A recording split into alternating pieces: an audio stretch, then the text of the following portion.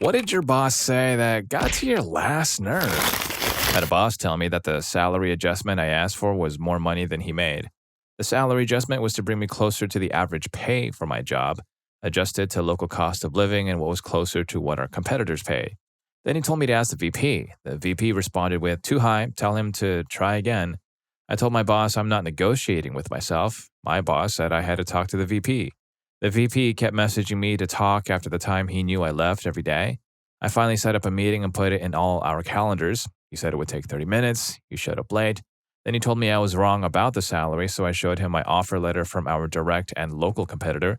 I had a non-compete, so I couldn't take the job, and all the national and local data proving I was 20 to 30% underpaid.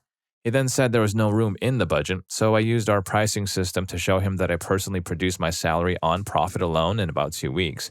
He then kept telling me no for over an hour. He told me that even the president gets job offers that pay more, but our work is important. I worked in medical. I finally gave him a super low amount and said anything below this isn't even worth discussing. He repeated there was no room in the budget. I said, "No room?" Disappointing, and hung up. A few months later, I got a new job paying more, and a year later, another new job paying more than I had originally asked for. Apparently, my experience and knowledge is highly sought after. My current company loves me, and I love them. You know, it's amazing how quickly people realize the value of someone when they're about to lose them. Story 2. My dad passed away. He'd been sick, but it was still unexpected. My mom and I had long before booked a 4-week holiday, which now happened to be 1.5 months after his passing. It was perfect timing because I was taking it all pretty badly. When I returned, I had a pretty rough time. I still showed up to work. All my coworkers were very appreciative and understanding, except for my boss. After my first week back, he planned a meeting in which he told me, "I really hope all that stuff with your dad finally got sorted so you can focus on work again." I found another job and left 4 months later. I just stuck it to him later. He called for a meeting around the time I was going to give my notice.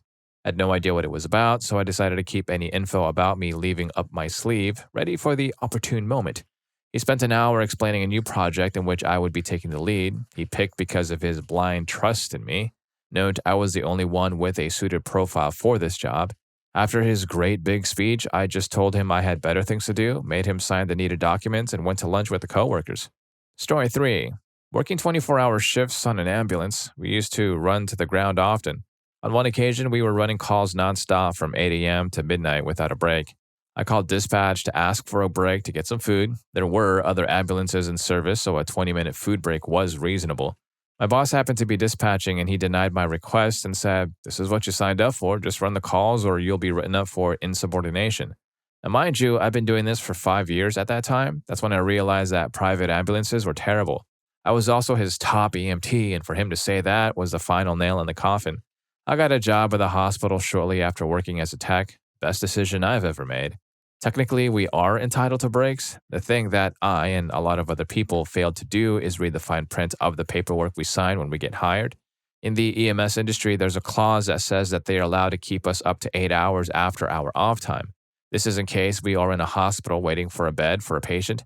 This is also why we do a lot of OT. Story 4. Your performance review was excellent. However, I hate to say this, but we're letting you go. Hands me my excellent performance review letter and the dismissal letter, which states my poor performance. I thanked him and thought about it over the weekend, decided to sue them and called the company's legal rep to let them know. Dumb, I know. Ex-boss called me in for a private meeting with himself and the HR director a few days after that call. So I agreed and recorded them pretty much saying, "We are a multinational company with unlimited resources. You're just one person. You can't afford the legal costs. Just take the severance check and walk away." That made me snap. Went to the Labor Ministry's legal people, let them hear my recordings, and showed them the damning emails I had collected over the years. Their legal team ended up representing me pro bono. At one point, about a month or so into the case, I got a call from someone in the company who threatened to make me homeless. I sent the same emails to a union the next day. Eventually, we settled out of court, but the ministry and union continued and threw the book at the company. Story 5. Off the clock, on my unpaid break, I would often drive to the bank in a fairly busy shopping square about a mile away from my work. The day I had had enough and quit, an elderly woman had gently backed into me, not looking while reversing out of a parking space, while I was in a standstill line to turn out of the parking lot on my unpaid break. There was no damage, but I was furious because I'd just gotten my car back from the body shop a few days prior, and it was expensive. I didn't confront the older lady, and I was late getting back from my break, but ranted about the situation and her lack of awareness to my coworkers when I returned and clocked back in. My boss then popped her head around her office door and stated, "Oh, no one is allowed to leave the property on break anymore. I got an email this morning from the corporate that they changed the policy. It's a safety risk, and things like that can make you late getting back to work, too." I demanded to see where the policy was changed, and she said she would show me before I left work, but she had to answer an important phone call, so couldn't show me right then. A few hours later, another manager told me I was getting ready to clock out, that my boss had already left for the day. I told her to consider my final shift, as they cannot dictate what I do if I leave the property on unpaid time. If they weren't paying me, it's my personal time, not company time. I never went back. It's a real shame they couldn't have changed the policy before he had a mini meltdown in the parking lot. Story 6. Worked for a guy who ran a small coffee distribution business, sold and maintained espresso machines, distributed coffee and tea for some good quality sources. He was pretty good at the mechanical side of things, was definitely a coffee snob, but had absolutely no organizational skills and was a terrible hoarder. I was there to organize and help the business run more smoothly, but it was an uphill battle. He ran it out of his own home and it was a mess. The, quote, warehouse was full to the brim with trash, and he wouldn't let anyone touch it. He wouldn't even put a trash can in there. You could barely get to the product, and he would get angry when you implied that the trash needed to be tossed. He had a ridiculous amount of uncollected invoices because he couldn't organize to save his life. After a few months, I was able to successfully collect about $30,000 in invoices that his clients probably never even received bills for. He had a lot of small parts on hand for repairing espresso machines, but because different companies had different names for the same part, and the fact that he was a mess, he never had an accurate accounting of inventory. I streamlined the inventory system and, based on his suggestion, implemented a digital system so he could account for inventory used on site. The problem was he never used the system, and so our inventory was never accurate. When I would point this out, he'd go off about how he couldn't be bothered to do it while he was in the middle of fixing something. He got a contract at a local event to set up a small coffee stall. Getting the equipment and supplies was an absolute nightmare.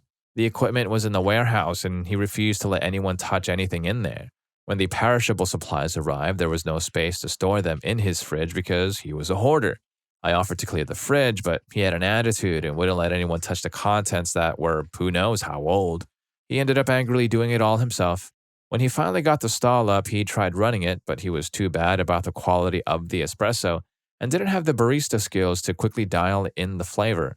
I watched him take an order for 2 espressos and then proceed to pour, then toss out about 7 consecutive shots before he was happy with serving it. He probably threw out more shots than he served, and the only thing that was served consistently was the nitro cold brew. It wasn't until he brought in a barista he knew that the stall started to run smoothly. The next day, he witched at me about how he felt that somehow the fact that the stall was run so poorly was my fault. I got up, put my key to the business down on my desk, and told him never contact me again. And I walked out the door. Story 7. During college, I worked at the bookstore on campus, and most of the employees were extremely lazy. I had grown up on a farm, and I remember the first day the other employees telling me not to work so hard, and I politely explained that this was not hard work. There were days I'd finish projects solo because they just stood around and talked.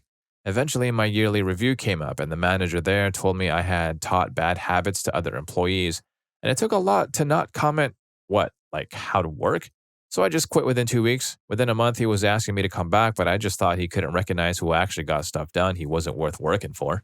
Story 8. I was working at the Publix deli and had just started in the kitchen literally 2 days before the Super Bowl. I told my manager, hey, I'm going to need some help in the kitchen on Super Bowl day, or switch me with someone that has more experience. She never did. Mind you, my other manager on such busy days would put 2 of the best in the kitchen together. Day came, I went in with my Red Bull in hand trying to do as good as possible, but I burnt myself a couple of times, and I was starting to get too overwhelmed. I asked for her help, and she said, you should have tried harder. I quit right there on the spot, bought a carton of eggs, and egged the hell out of her car. Story 9. I won Engineer of the Year for our entire region. In my year-end review, I told my boss, these are the things I think I need to improve on, and here's my plan to do it. What else do you have for me? He said, nothing. You've done everything I've asked and then some. So I said, cool. Would that performance come with a promotion to the next tier? His response was, no, we can't promote you 2 years in a row. Flash forward to one of my coworkers who absolutely deserves it, was promoted again after being promoted last year. So apparently that guy can get jumped twice, but your engineer of the year with no feedback given whatsoever is stuck in HR purgatory apparently. Story 10. We were wrapping up a workday and casually talking. It was my boss, my one other coworker, and myself at the time. We were in the detached workshop across the moderately sized backyard from my boss's newly constructed house, and he started casually talking about the trap house he secretly owned and how he would throw parties and get absolutely trashed there, as well as the illicit things that were available there and all the girls he had slept with while partying in his secret trap house, as his wife and two kids were enjoying the pool just across the yard. That on top of the poor handling of scheduling jobs and having to commute an hour one way every day, not knowing if I even had work to do that day, it sealed the deal and I took a week off to do some contract work and told him via text that I was done. Story 11. I worked as a new manager and we had a few problem people. We were working to get their pending tasks down to a reasonable number. During a meeting, my boss goes to my counterpart and asks, "What have you done about bad employee number one?" He says, "Nothing yet," and my boss remains silent. Then it was my turn. "Oh, I see bad employee 2 has less outstanding tasks. What are you doing?" I explained that I'm sending 10 tasks a day to be completed on top of the normal tasks. "Well, 10 isn't enough." I quit the next day without a job lined up, which I am the only one doing it, and you didn't say crap to the other supervisor who said he has been sitting on his hand for 2 weeks. I now make 30K more 2 years after that. It's like her boss had a favorite child and a scapegoat. She was definitely the scapegoat. Story 12. One of my first jobs at a gas station. Had been there a few months when almost everyone up and quit and the manager was out on sick leave. For 3 months, we had 3 employees, including myself, running a gas station open from 5 a.m. to 11 p.m. with only an assistant manager. It was hell and it seemed like corporations just could not give a crap. Then one day, the district manager comes in and I've got Metallica playing on my phone connected to the stereo. Does this man thank us for our extremely hard work keeping this store from collapsing? Does he reassure us that help is coming or that we'll at least have a manager soon? No, he looked at me and told us, "No music but the radio, turn that off." Then go into the office and shuts the door. I swear to God, my heartbeat jumped to 150 and I just walked out. The drive home was such a freeing feeling. Story 13. Jealousy and my lack of gratitude just made me work harder, smarter, and stronger. His bosses and company leadership respected me and appreciated me, and my boss would get infuriated because he wanted the credit. But fortunately, we had leadership that saw my impact on the P&L, which afforded me to receive large bonuses and accolades and recognition in meetings and company celebrations. He hated me for it instead of being proud of me. It motivated me to try to treat my employees much better, in which I would share my bonuses with my subordinates to show appreciation for their hard work, and their work gave me the recognition. Made me look forward to going to work every day just to crush his fragile ego. Story 14. My chef boss once said, I was a line cook, that he didn't think I was working hard enough because he didn't see me running around in a panic during rushes. I pride myself on having my mise en place repaired well and can multitask very well. So I'm not stressed out and can focus on ensuring food quality as quickly as possible without running around like an idiot, potentially causing an accident or making a mess. He said he didn't care and wanted me to move around more despite my ticket times being excellent. I quit very soon after. That guy ran a horrible kitchen, but it was close to home, so I gave it a try. Story 15. Had a boss whisper to a coworker, if he doesn't like recent stupid change to policy, he should just quit. For context, I'd been there for years, was a core member of the crew, and had a ton of regulars. Leaving work that day, a coworker told me and I bailed on that place so fast. Other people slowly started leaving too, then they had to go through the and ended up shutting down. Meanwhile, I had gotten a better job and my life immediately improved, and we managed to come out of the other side of 2020 stronger. Don't put up with toxic bosses. Story 16. The department I was transferred to, not of my own will, I was told I would be transferring, was originally run by 4 people. Then it was just me and one other person. Then that other person quit. I ended up running a $12 million section of the business all on my own. I was also doing project engineering when I was only titled and getting paid as a design engineer. I went to my manager and said, okay, I'm running this entire section of the business. What's my new title and pay going to be? They told me it wasn't in the budget right now and we could talk about a raise in November. It was June. I simply said, okay, and got up and left the meeting. Had a new job by July 11th. I love my new job. I get a sizable raise every year. My boss is awesome and the work-life balance is amazing. I'm literally kicked out of the building at 5. Story 17. I'm an eye doctor, and I was eyeballing, pun intended, a practice to purchase after 15 years in one practice I did not wish to purchase. The owner, my boss, was aware of my disinterest in her practice. I was working half day a week in the prospective practice and making solid plans to move forward with a contract and bank loan for the new place. Suddenly, out of nowhere, the two owners of the prospective office called me to tell me that they had a buyer. This was literally the day I was going to apply for my loan and sign a contract. The bid was not something I could match. I could mortgage my home, cash it out, add it to my bank loan, and I would still not remotely meet the new bid. I asked them, how could this happen? And they told me that they were scouted by this large company and had an, quote, interaction with a person I was very familiar with. This person was the spouse of my current employer who recognized that I might buy this practice and deliberately recommended this location for the group to buy so that I wouldn't leave the practice. At the time, I was making the bulk of the money for the practices and managing them all clinically. I left, of course, but I did confront them about it, to which they confessed that they knew about my plans and they deliberately interfered. Joke's on them, that group hired me and now I'm making more than I was working for her and working fewer hours. Story 18. Now my direct boss, but an office manager at my job, sends out hostile messages whenever she's in our office about things we aren't allowed to do anymore. 2 weeks ago, she sent out an aggressive email saying we weren't allowed to touch the office fax. Apparently, someone misplaced some important referrals, and instead of telling us where these go or trying to provide training, she sent out a high priority message saying only support staff can touch the fax machine. Sounds reasonable until you realize we need to fax sensitive documents to APS and CPS, and we have a strict policy that states we can't have support staff fax these documents. I called HR and asked why I'm trusted enough to go to clients' homes but not enough to touch a fax machine. Prior to this, her brilliant ideas consisted of buying a $3,000 stamp machine we can't use because she thinks we'll break it, putting two $2,000 desks in each office when we don't have the staff to justify two people in our offices, and spending $5,000 on a laminator. We're a nonprofit social service program. Why do we need a $5,000 laminator? BTW, it hasn't been used in 2 years. My personal favorite was when she told us men and women can't share an office, made two people share an office when we have 4 empty offices, and gave herself an office despite only being in our office 2 times a month. She's an idiot. Story 19. My dad had been living with cancer for a year and then got the terminal diagnosis. I took a leave of absence for 4 weeks to get as much taken care of as possible during that time, because my mom was in no condition to manage finances, end-of-life care, and all the heavy stuff that came with it. It helped with the cremation, care, and arrangements. I also performed the service for his funeral from start to finish. It was a lot, to say the least. My boss called me at 8:30 the morning after the funeral to ask when I was coming back to work. I worked alongside him for 12 years. He never showed up to the service. The rest of the team, plus people from distant offices, even came. I quit with 2 days' notice and changed careers. And if you're enjoying the video, learning a thing or two, please don't forget to hit that subscribe and like button for more videos just like this. Story 20. We have a remote satellite office that allows us to stop in, send, receive data, and communicate with the main office without having to drive the 40 to 60 minutes back to the main office. It's good, but it's become a crutch for the engineers because they know they don't have to work to a deadline. They can just send through the data at whatever ungodly hour they like. One time, the satellite office was scheduled to be moved. It's not brick and mortar, it's built to be moved around. During that move, the office experienced an acute case of being upside down, with all the computing and other office equipment still inside.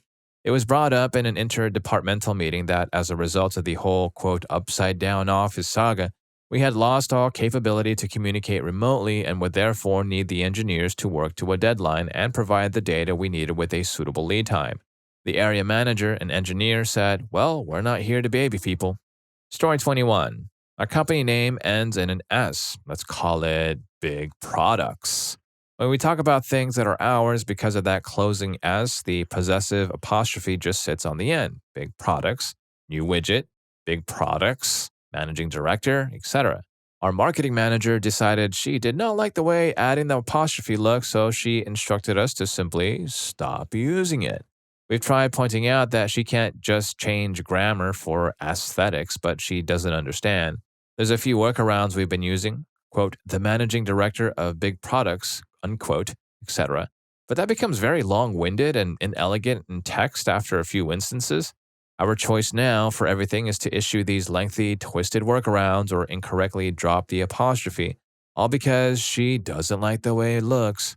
Story 22. I was introduced to the new manager. I'll try to keep it short, but here's a backstory. The company has 3 stores. Let's call them A, B, and C. A is the original store and also the depot, so it's always been the highest earning store. It's also the biggest, with 5 fitters, 5 office staff, and 2 warehouse staff. B is the smallest store and has the worst earnings due to its location. It gets less foot traffic, has 1 office and 2 fitters. C is the newest and farthest away from the CBD, but its location allows little to no competition, so it does well. It has about 3 fitters and 2 office workers. I worked at A for a few years doing 3 people's jobs, but only getting paid for 1 role. One day, I asked for a pay raise of $1.30 per hour as my rent had gone up and got rejected. The manager and I also kept clashing heads, so I moved on. About 2 years later, I got a call asking if I was looking for work as the manager's role was being available at A, and they were really desperate for me to come back as I had the most knowledge for the role, having basically done it before I left. I agreed to come back, but refused to work at A while the old manager was still there. So we all decided I'd go work at B for 9 months as a fitter, then move to A as a manager. After about 7 months working at B, we got an email from the top brass congratulating us on a job well done, blah, blah, blah, blah. Confused, we looked into it and found out that we were projected to surpass A for annual income by a large margin, something that had never been close to happening before. The following Tuesday, I got a call from the CEO asking if I could move to A earlier than agreed. As a fitter, then once the manager leaves, I'd start that role. I figured I might as well, considering it was only 2 months until I'd be there anyway. The following Thursday morning, the CEO walks into B with someone by his side. I assumed it made sense to put my replacement in here as early as possible. We greeted each other, and about 2 minutes into the conversation, the CEO came out with, "Yeah, so basically I'm just showing him around the stores before he starts up next week at A." Confused, I said, "Oh yeah, what have they got you doing up over there?" To which the CEO replied, "He'll be taking over from Mike, the old manager." I thought of every reason as to what I did wrong, but nothing made sense. Turns out the new guy was an old friend of the CEO who had just lost his job and was looking for work. Story 23. Started working at this company where colleagues informed me on the first day that the manager is really toxic and understands no work-life balance. I tried to ignore this and focus on understanding the project. Then things began to unfold. Crazy steep deadlines, leave denials, snarky remarks like "don't try to do it, get it done," and micromanagement. I literally had to beg for an extra day for every milestone. The worst part is that as soon as I used to leave the office, this guy's stooge would call, stating a critical bug in the system that needed immediate resolution. I've worked in an hour-long auto rickshaw ride, reached home by 8 p.m., and resumed working at 8:05 p.m. for a bug that wasn't even a bug, merely a misunderstanding on the client's part. Mid-year discussions came, and he said, "Not a team player, not flexible on work timings." I immediately escalated to HR and dropped my notice. I had a 45-minute discussion with HR, him, and the VP about the complaint, which basically led to him getting a well-deserved earful. On my last day, the dude had the audacity to say, "Keep in touch." The dog in me forced me to yell out, "Let's not." I learned a very important lesson from my 6-month stay there. If you don't set your boundaries, someone else will. Apologies for the long story. I'm not a regular commenter. Story 24. I worked at a troubled teen center for girls. We got a new intake on the weekend, which usually doesn't happen. The client came in after her parents dropped her off. Turns out she was spiked as a kite, and they just told us, "Just let her come down and watch her." FYI, we were mentors, not medical staff. I, being male, was tasked with a one-on-one with her, which shouldn't happen. It should have been a female staff member. I wasn't comfortable with this. We didn't know what she was on, and there were no medical records or history yet. I started to get mad and started messaging managers directly, telling them to hand over her information. Something was telling me not to go one-on-one with her. What this means is I watch her, walk wherever she goes, and if she tries to hurt herself, I have to restrain her. Again, something like this should have been handled by female staff. Now, why did I get a weird feeling? Turns out this girl had been mistreated by a male around my age and height, and I was angry. This girl was spiked and had this past. She could have made up a lie about me and screwed my life up. I was livid with my boss. I was one of their top mentors and had been there for a while. I loved taking care of these girls. I saw them as my kids. But thanks to horrible management, he put me in a position I couldn't forgive. My contract stated I could quit at any time without 2 weeks' notice. I called my boss, explained everything. All he said was it was unacceptable. I said I quit, and he tried to get me to stay. I hit him with, "Will anything change in 2 weeks or a month?" He was silent for the response. I said, "That's my answer. I quit because you can't keep your staff safe." Everyone I worked with quit after. They all agreed with the safety concerns. I was the last person anyone thought would quit, so it was a huge shocker to the facility when I left. Those troubled girls deserve so much better. Also, you learn a lot of girls there because some parents just can't parent, so they blame the girls and send them to those centers.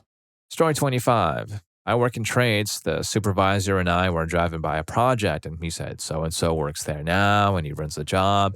He just got his license, and he doesn't think he knows enough to do it." Without asking the supervisor, he proceeds to tell me that I have more experience and years than that job runner, but he doesn't think I could run a job because I don't know enough. I don't know the code enough, and I can't do it because I haven't been trained to do it.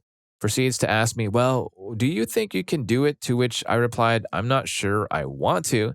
He says, "That's not what I asked you. Do you think you can do it?" I've been a lead hand ever since becoming a journey person 8 years ago. Whenever put in a position, I found a way, regardless of if I think I can. I've written and passed my contractor's exam as well. I know a fair bit, and I'm honest enough to admit things I have no clue on. I've talked to many people about this, and they all think it's just chest puffing and talking me down to keep me where I am, instead of climbing the ladder in life. Story 26. It wasn't what they said, it was what they didn't say. I was at a fintech company where I was one of 2 people actually producing work and results.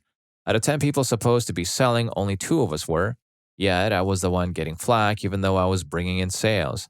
I got the news that a friend, only in his 30s, had passed away. It was a shock.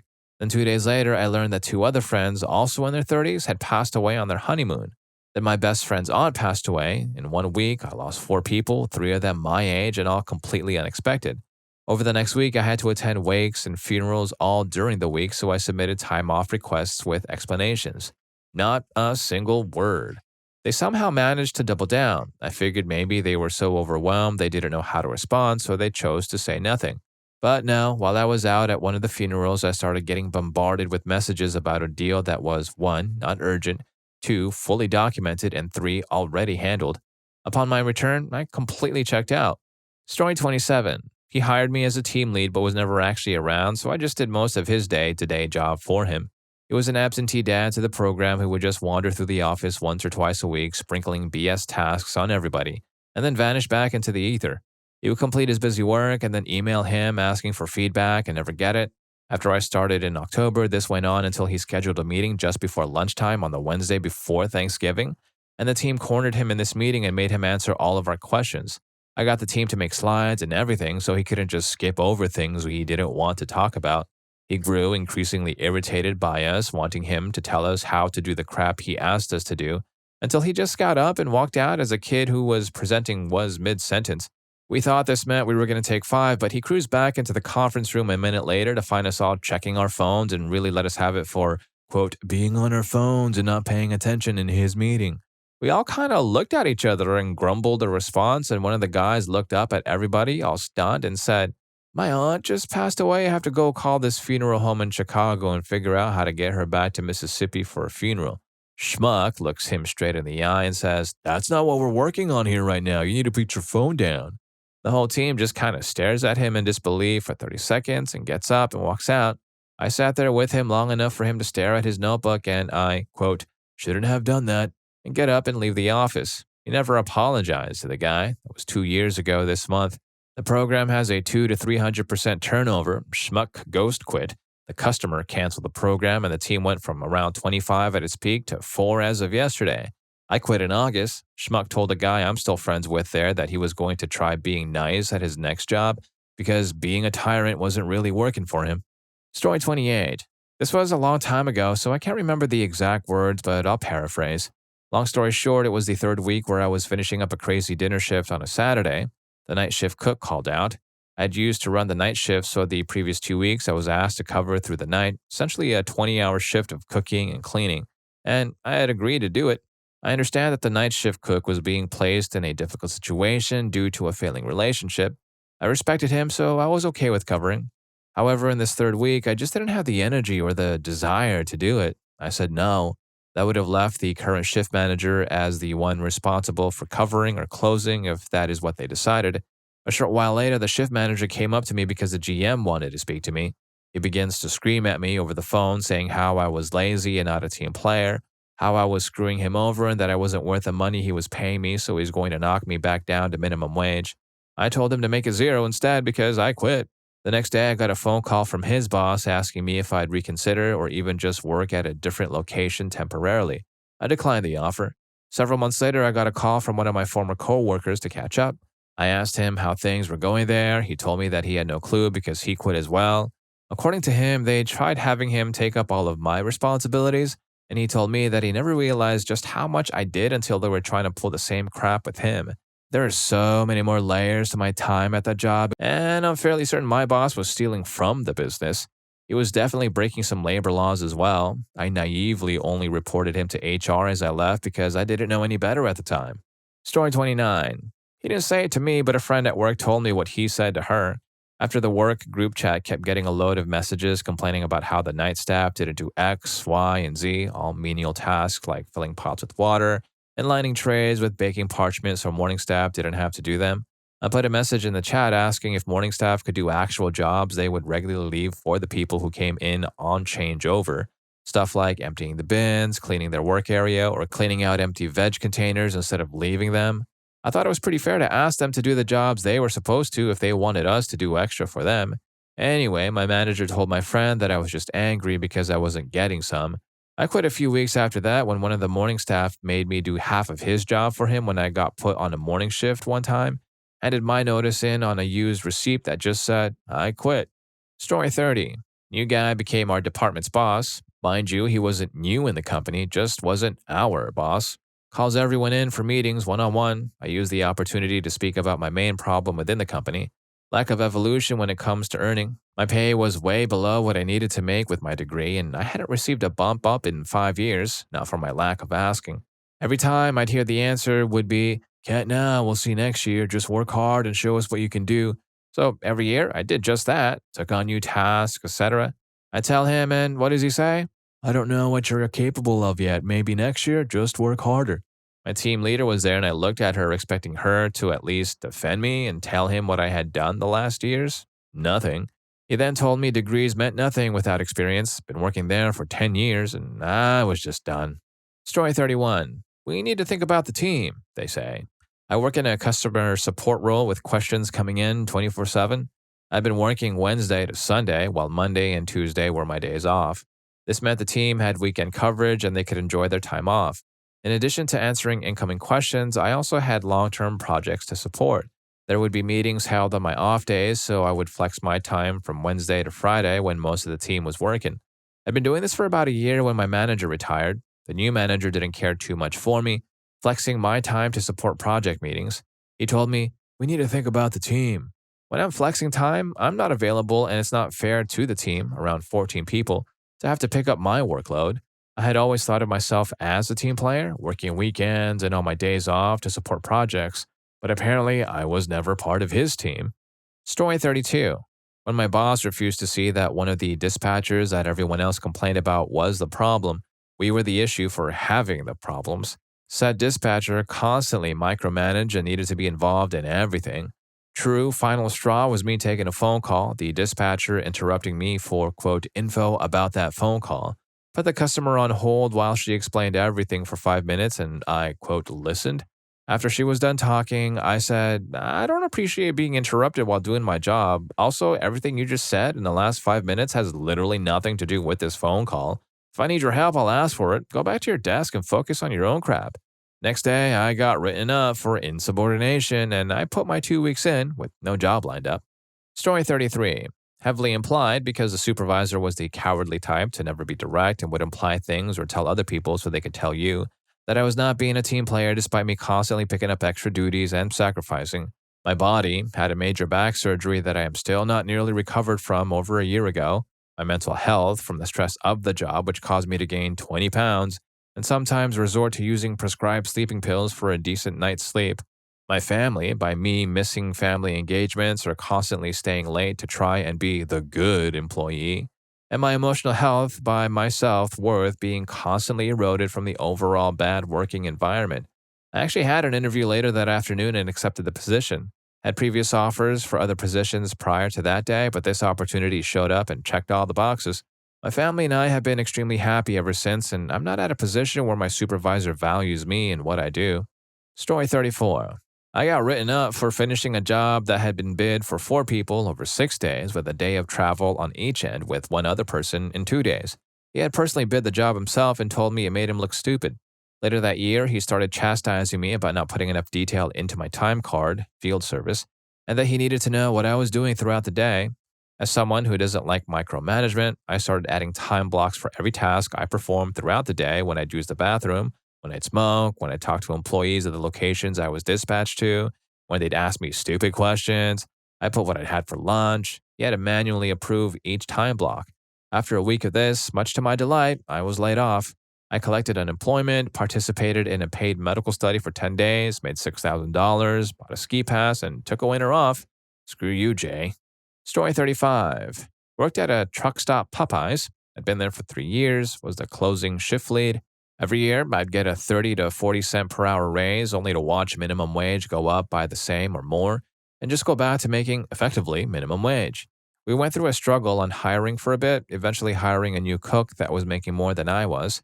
I was being paid less to train this guy than the guy I was training. Asked the store manager about getting a pay raise to something more respectable, and he replied with, "We can discuss it during your review next year." I just stopped going to work after that. In hindsight, it was the best thing that could have happened. I was overcommitted to a terrible job, and my next one I made almost double the hourly wage within 2 years. And just for the record, my beef was not with the new hire. When you're struggling to hire, you absolutely should rethink how much you pay your employees. My beef was with them incentivizing new hires but refusing to reward employees who stayed. Story 36. I was hired at a company to help start a 3D printing department as well as help their CNC group. Over a year, the company didn't put money into doing these things. I ended up doing construction drawings. One day, a coworker who knew my background in CNC asked me for help. When I was done with my work, I sent my boss a message saying I was done and to let me know what my next task was. He wasn't at his desk, so I ended up helping this other coworker with CNC stuff. My boss ends up coming up behind me asking what I'm doing. I explained the situation and said I'd pivot onto my new task once given one. I explained I was just helping someone until I was assigned new work. His answer, "We don't work like that here." So I guess we don't help coworkers. Instead, I should have sat at my desk and done nothing. Next day, I walked in and handed in my resignation. He was super mad. I smiled and walked out. That boss has been fired and rehired in the past and has tons of complaints. Within 2 weeks of me leaving, 3 others did as well. And if you learned a thing or two from these stories, here's more for you. YouTube thinks you're going to love this. I'll catch you in that video.